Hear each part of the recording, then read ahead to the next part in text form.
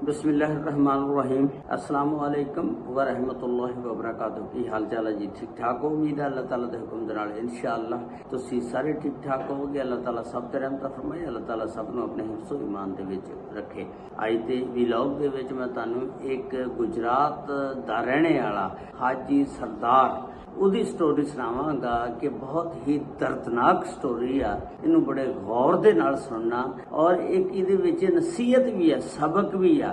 ਜਿਹੜੇ ਬਾਹਰ ਦੇ ਮੁਲਕ ਰਹਿੰਦੇ ਨੇ ਉਹਨਾਂ ਵਾਸਤੇ ਇਹ ਬਹੁਤ ਅੱਛੀ ਸਟੋਰੀ ਆ, ਉਹਨਾਂ ਨੂੰ ਸੁਣਨੀ ਚਾਹੀਦੀ ਆ। ਹਾਜੀ ਸਰਦਾਰ ਸਾਹਿਬ ਪਾਕਿਸਤਾਨ ਦੇ ਸ਼ਹਿਰ ਗੁਜਰਾਤ ਦੇ ਰਹਿਣ ਵਾਲੇ ਤੇ ਬਹੁਤ ਗਰੀਬ ਘਰ ਸੀ। ਇਹਨਾਂ ਦੇ ਵਾਲਿਦ ਸਾਹਿਬ ਜ਼ਿਮੀਂਦਾਰਾ ਕਰਦੇ ਸੀ ਤੇ ਬਹੁਤ ਗੁਰਬਤ ਸੀ ਤੇ ਹਾਜੀ ਸਰਦਾਰ, ਹਾਜੀ ਤਾਂ ਇਹਦਾ ਨਾਮ ਫਿਰ ਬਾਅਦ ਦੇ ਵਿੱਚ ਪਿਆ ਨਾ ਉੱਥੇ ਜਾ ਕੇ।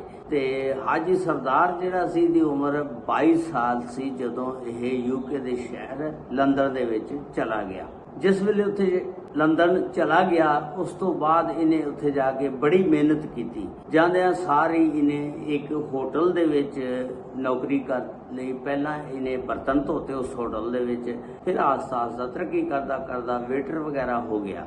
घर बड़ी गुरबत सी ते इन्हें उत्थे चंगे पैसे कमाए, कमा के ते घर पैसे भेजे। इत्थों तक कि इन्हें अपने भैन भरावां की शादी भी की। उस तो बाद घर फ्रिज, AC, गड्डियां वगैरह सारा कुछ घर वालियां नूं लैके दित्तियां, यानी उन्होंने मुकम्मल जैशी कराई। ते ये 22 साल की उम्र का सी जदों यह यूके लंदन गया। हुण इहदी उम्र जिहड़ी आ 42 साल हो गई सी, यानी 20 साल का अरसा हो गया सी इहनूं यूके लंदन गए हुए नूं। इहदी अम्मी कहन लगी कि बेटा हुण तूं शादी कर ला, तेरी उम्र बहुत ज्यादा हो गई आ। ते ये कहन लगा कि अम्मी हजे मैं पैरां ते सही तरह खड़ा नहीं होया, मैनूं खड़ा हो लैण दे, फिर मैं शादी करांगा। ਇਹਦੇ ਜ਼ਹਿਨ ਦੇ ਵਿੱਚ ਇੱਕ ਨਾ ਖੌਫ ਸੀ ਕਿ ਜਦੋਂ ਮੈਂ ਸ਼ਾਦੀ ਕਰਾ ਲਈ ਫਿਰ बीवी ਦਾ ਖਿਆਲ ਰੱਖਾਂਗਾ, ਫਿਰ ਬੱਚੇ ਹੋ ਗਏ ਉਹਨਾਂ ਦਾ ਖਿਆਲ ਰੱਖਾਂਗਾ। ਹਾਲਾਂਕਿ ਔਰਤ ਜਿਹੜੀ ਆ ਉਹ ਆਪਣਾ ਰਿਜ਼ਕ ਖੁਦ ਲੈ ਕੇ ਆਂਦੀ ਆ, ਬਲਕਿ ਇਨਸਾਨ ਦੀ ਜਦੋਂ ਤਰੱਕੀ ਹੁੰਦੀ ਆ ਔਰਤ ਦੇ ਨਸੀਬ ਦਾ ਹੀ ਬੰਦੇ ਨੂੰ ਪੈਸਾ ਮਿਲਦਾ ਔਰ ਫਿਰ ਜਿਹੜਾ ਬੱਚਾ ਪੈਦਾ ਹੁੰਦਾ ਉਹ ਵੀ ਆਪਣਾ ਰਿਜ਼ਕ ਲੈ ਕੇ ਆਂਦਾ। ਇਹਦੇ ਦਿਲ ਦੇ ਵਿੱਚ ਖੌਫ ਸੀ ਕਿ ਯਾਰ ਸ਼ਾਦੀ ਤੋਂ ਬਾਅਦ ਸ਼ਾਇਦ ਮੈਂ ਕੋਈ ਉਹਨਾਂ ਨੂੰ ਸੰਭਾਲ ਨਾ ਪਾਵਾਂ। इस वास्ते वो शादी का इनकार करी जा रहा सी। उसकी अम्मी कहने लगी कि नहीं बेटा हुण तेरी उम्र बहुत ज्यादा हो गई है, हुण तू शादी कर ला। आखिरकार इन्हें अपनी अम्मी की पसंद के उत्ते शादी करवा ली और इहदी शादी जिहड़ी आ इहदी कजन दे नाल हो जाती है। ये जिहड़ा सरदार सी हाजी, ये एक अनपढ़ बंदा सी, चिट्टा अनपढ़, ते कोई इहदे को तालीम नहीं सी हैगी। ते जिहड़ी इन्हें शादी करवाई वो भी कोई एडी तालीम याफ्ता नहीं सी। दी कजन वो भी बस थोड़ियां जमातां पढ़ी सी, 2-4 जमातां ही कह लो तुसी। वो भी एक सादा जी औरत सी। हाजी सरदार ने की कीता कि शादी तो बाद इन्हें अपनी बीवी नूं भी बाहर लै गया ते उत्थे ले जाके इन्हां दोनों ने काफ़ी मेहनत की। घर का काम जिहड़ा सी ये हथ बटांदी सी। हाजी साहब ने नौकरी के नाल ना उन्हें सोचा कि कोई बिजनेस भी करना चाहिए। इन्होंने एक डेयरी फार्म दे विच ना नौकरी कर लई। उत्थे काम सीखना शुरू करता। उन्हें कहा मैं अपना बिजनेस भी करांगा। उस तो बाद हाजी साहब ने ना दुध का कारोबार किया जिहड़ा ना यूके लंदन दे विच बड़ा फैलिया। बस फिर इहदा कारोबार चंगा चलिया। उधरों अल्लाह ताला ने इनू बेटी दे दी। बस जिस वेले अल्लाह ताला ने इनू बेटी दी ना, कारोबार दिन दुनी रात चौगुनी तरक्की करता गया। देखो ना पहलों तो डरदा सी ना कि बीवी आएगी, फिर बच्चे होंगे, फिर उन्होंने मैं चुकण किदां चुकांगा। लेकिन हर बंदा अपना नसीब आप लैके आंदा। अल्लाह ताला नाल ही जिस वेले उस बंदे की पैदाइश हुंदी आ उहदा रिज़क जिहड़ा लिख दिता जांदा और रिज़क दुनिया दे उत्ते लैके आंदा। ते बस फिर उहदा कारोबार इन्ना चढ़िया कि उन्हें दुध का कारोबार शुरू कर लिया।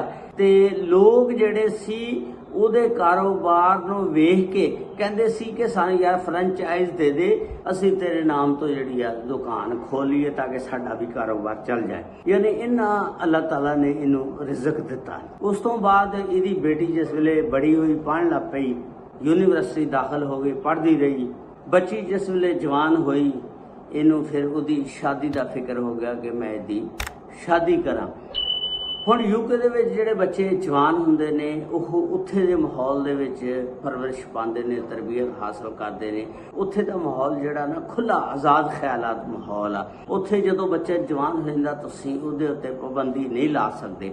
ਇਸ ਵਾਸਤੇ ਜਿੰਨੇ ਵੀ ਪਾਕਿਸਤਾਨੀ ਬਾਹਰ ਯੂਕੇ ਰਹਿੰਦੇ ਨੇ ਉਹਨਾਂ ਦੀ ਖਾਹਿਸ਼ ਹੁੰਦੀ ਹੈ ਕਿ ਅਸੀਂ ਸ਼ਾਦੀ ਜਿਹੜੀ ਹੈ ਨਾ ਆਪਣੀ ਬੱਚੀ ਦੀ ਪਾਕਿਸਤਾਨ ਹੀ ਕਰੀਏ। ਹੁਣ ਇਹ ਲਾਡਲੀ ਬੱਚੀ ਸੀ, ਇੱਕੋ ਬੱਚੀ ਸੀ, ਔਰ ਇਸ ਬੱਚੀ ਦੇ ਆਉਣ ਦੇ ਨਾਲ ਅੱਲਾਹ ਤਾਲਾ ਨੇ ਬਹੁਤ ਜ਼ਿਆਦਾ ਇਹਨੂੰ ਰਿਜ਼ਕ ਦਿੱਤਾ, ਇਜ਼ਾਫਾ ਕੀਤਾ, ਕਾਰੋਬਾਰ ਇਹਦਾ ਚਮਕ ਗਿਆ। ਤੇ ਇਹ ਬੜੇ ਨਾਜ਼ ਨਖਰੇ ਲੜਕੀ ਦੇ ਬਰਦਾਸ਼ਤ ਕਰਦੇ ਹੁੰਦੇ ਸੀ ਕਿ ਅੱਲਾਹ ਤਾਲਾ ਨੇ ਰਿਜ਼ਕ ਇਹਦੀ ਵਜ੍ਹਾ ਦੇ ਨਾਲ ਹੀ ਦਿੱਤਾ।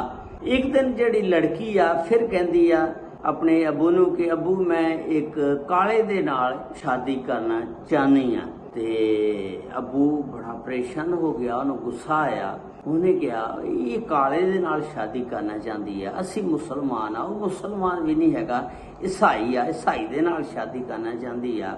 ਤੇ ਉਹਨੇ ਸਮਝਾਇਆ ਆਪਣੇ ਪੁੱਤ ਨੂੰ ਮਾਰੀਆ ਨੂੰ ਕਿ ਬੇਟਾ ਇਸ ਤਰ੍ਹਾਂ ਨਹੀਂ ਠੀਕ ਹੈਗਾ, ਅਸੀਂ ਮੁਸਲਮਾਨ ਆ, ਅਸੀਂ ਤੇਰੀ ਸ਼ਾਦੀ ਕਿਸੇ ਮੁਸਲਮਾਨ ਘਰਾਣੇ ਦੇ ਨਾਲ ਪਾਕਿਸਤਾਨ ਦੇ ਵਿੱਚ ਕਰਾਂਗੇ।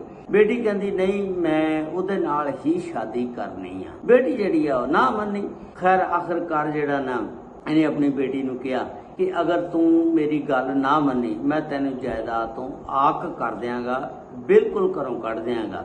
ਉਹਦੀ ਬੇਟੀ ਮਾਰੀਆ ਕਹਿਣ ਲੱਗੀ ਕਿ ਬੇਸ਼ੱਕ ਤੂੰ ਮੈਨੂੰ ਘਰੋਂ ਕੱਢ ਦੇ, ਜੋ ਮਰਜ਼ੀ ਕਰ ਲਾ, ਮੈਂ ਸ਼ਾਦੀ ਇਸ ਕਾਲੇ ਦੇ ਨਾਲ ਈਸਾਈ ਨਾਲ ਕਰਾਣੀ ਆ। ਤੇ ਬਾਪ ਨੂੰ ਕੀ ਕਰੇ ਉਹਦੇ ਅੱਗੇ। ਤੇ ਉਹ ਘਰੋਂ ਨਿਕਲ ਗਈ ਜਿਸ ਵੇਲੇ।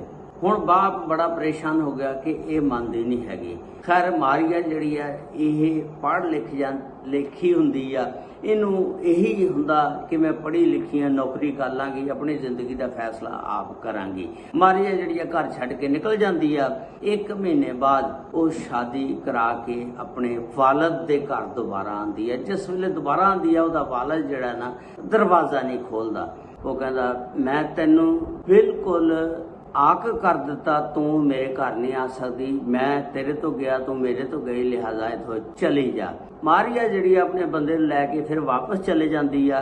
ਤੇ ਇਹ ਜਿਹੜਾ ਹਾਜੀ ਸਰਦਾਰ ਸੀ ਵਾਲਦ ਬਹੁਤ ਪਰੇਸ਼ਾਨ ਰਹਿਣ ਲੱਗ ਪਿਆ। ਇਹਨੇ ਬੜੀ ਟੈਨਸ਼ਨ ਲਈ ਆਪਣੀ ਬੇਟੀ ਦੀ ਕਿ ਮੈਂ ਜਿਹਨਾਂ ਦੀ ਖਾਤਰ ਇੰਨਾ ਕੁਛ ਕਮਾਇਆ ਔਰ ਪੈਸਾ ਜੋੜਿਆ, ਕੀ ਫਾਇਦਾ ਉਸ ਪੈਸੇ ਦਾ, ਇੰਨਾ ਕੁਛ ਬਣਾਇਆ ਸਿਰਫ ਬੱਚਿਆਂ ਦੀ ਖਾਤਰ। ਇਹ ਸਾਡੇ ਬੱਚਿਆਂ ਨੂੰ ਇੰਨੀ ਮੁਸ਼ੱਕਤ ਮਿਹਨਤ ਨਾ ਕਰਨੀ ਪਵੇ ਜਿੰਨੀ ਅਸੀਂ ਕੀਤੀ ਆ, ਤਾਂ ਕਿ ਅਸੀਂ ਸਾਰਾ ਕੁਝ ਇਹਨਾਂ ਨੂੰ ਬਣਾ ਕੇ ਦੇ ਜੀਏ। ਲੇਕਿਨ ਕੀ ਫਾਇਦਾ ਹੋਇਆ, ਮਾਰੀਆ ਨੇ ਉਹਦੀ ਗੱਲ ਹੀ ਨਾ ਮੰਨੀ। ਤੇ ਇਹ ਸਾਰਾ ਕੁਝ ਸੋਚਦਾ ਕਿ ਹੁਣ ਮੈਂ ਕੀ ਕਰਾਂਗਾ ਇਹਨੂੰ। ਇਸ ਟੈਨਸ਼ਨ ਦੇ ਵਿੱਚ, ਪਰੇਸ਼ਾਨੀ ਦੇ ਵਿੱਚ ਨਾ ਉਹ ਆਪਣੀ ਜਾਨ ਦੀ ਬਾਜ਼ੀ ਹਾਰ ਜਾਂਦਾ, ਇਸ ਜਹਾਨੇ ਫਾਨੀ ਤੋਂ ਕੂਚ ਕਰ ਜਾਂਦਾ। ਉਸ ਬੱਚਿਆਂ ਦੀ ਖਾਤਰ ਜਿਨ੍ਹਾਂ ਦੀ ਖਾਤਰ ਬੰਦਾ ਸਾਰਾ ਦਿਨ ਨਾ ਧੁੱਪ ਦੇਖਦਾ, ਨਾ ਗਰਮੀ, ਨਾ ਛਾਂ, ਨਾ ਬਾਰਿਸ਼, ਨਾ ਕੋਈ ਸ਼ੈ ਵੀ ਨਹੀਂ ਵੇਖਦਾ, ਨਾ ਦੁੱਖ ਨਾ ਤਕਲੀਫ, ਬਸ ਸਾਰਾ ਦਿਨ ਕਮਾਈ ਦੇ ਚੱਕਰ ਚ ਲੱਗਾ ਰਹਿੰਦਾ ਕਿ ਮੈਂ 99 ਦੇ ਚੱਕਰ ਚ ਕਿ ਮੈਂ ਜਿਹਦੇ ਕੋਈ ਇੱਕ ਕੋਠੀ ਉਹ ਕਹਿੰਦਾ ਮੈਂ 2 ਬਣਾ ਲਾਂ, ਜਿਹਦੇ ਕੋਈ ਇੱਕ ਮੇਲਾ ਉਹ ਕਹਿੰਦਾ ਮੈਂ 2 ਬਣਾ ਲਾਂ। ਬਸ ਇਸੇ ਚੱਕਰ ਚ ਇਨਸਾਨ ਲੱਗਾ ਰਹਿੰਦਾ ਔਰ ਆਖਰਤ ਦਾ ਪਤਾ ਨਹੀਂ ਹੁੰਦਾ। ਲੇਕਿਨ ਆਖਰਤ ਦੇ ਵਿੱਚ ਜਿਹੜੇ ਬੱਚੇ ਨੇ ਉਹ ਵੀ ਆਪਣਾ ਸਾਥ ਛੱਡ ਜਾਂਦੇ ਨੇ, ਉਹ ਵੀ ਬਸ ਆਪਣੇ ਬੀਵੀ ਬੱਚਿਆਂ 'ਚ ਗੁੰਮ ਹੋ ਜਾਂਦੇ ਨੇ। ਉਹਨਾਂ ਨੂੰ ਵੀ ਪਤਾ ਨਹੀਂ ਲੱਗਦਾ ਕਿ ਅਸੀਂ ਵਾਲਦੈਨ ਨੂੰ ਵੀ ਵੇਖਣਾ, ਵਾਲਦੈਨ ਦੀ ਇੱਜ਼ਤ ਕਰਨੀ ਹੈ, ਵਾਲਦੈਨ ਦਾ ਜਿਨ੍ਹਾਂ ਨੇ ਬਚਪਨ ਦੇ ਵਿੱਚ ਸਾਡੇ ਉੱਤੇ ਜਾਨ ਕੁਰਬਾਨ ਕੀਤੀ, ਸਾਨੂੰ ਪਾਲਿਆ ਪਲੋਸਿਆ ਬੜਾ ਕੀਤਾ, ਅਸੀਂ ਉਹਨਾਂ ਦੀ ਵੀ ਦੇਖਭਾਲ ਕਰਨੀ ਆ। ਲੇਕਿਨ ਇਹ ਮਾਰੀਆ ਦਾ ਵਾਕਿਆ ਸੀ ਜਿਹੜਾ ਮੈਂ ਤੁਹਾਡੇ ਨਾਲ ਸ਼ੇਅਰ ਕੀਤਾ ਕਿ ਉਹ ਆਪਣੇ ਵਾਲਦ ਨੂੰ ਵੀ ਛੋੜ ਕੇ ਚਲੇ ਗਈ ਔਰ ਵਾਲਦ ਇਸ ਟੈਨਸ਼ਨ ਦੇ ਵਿੱਚ ਇਸ ਜਹਾਨੇ ਫਾਨੀ ਤੋਂ ਕੂਚ ਕਰ ਗਿਆ ਸੀ। ਇਹਦਾ ਵਲੌਗ ਜਿਹੜਾ ਮੈਂ ਤੁਹਾਡੇ ਨਾਲ ਸ਼ੇਅਰ ਕੀਤਾ, ਅੱਲਾਹ ਤਾਲਾ ਸਭ ਤੇ ਰਹਿਮਤ ਫਰਮਾਏ, ਅੱਲਾਹ ਤਾਲਾ ਸਭ ਨੂੰ ਆਪਣੇ ਹਿਫਜ਼ੋ ਮਾਨ ਚ ਰੱਖੇ। अस्सलामु अलैकुम व रहमतुल्लाहि व बरकातहू।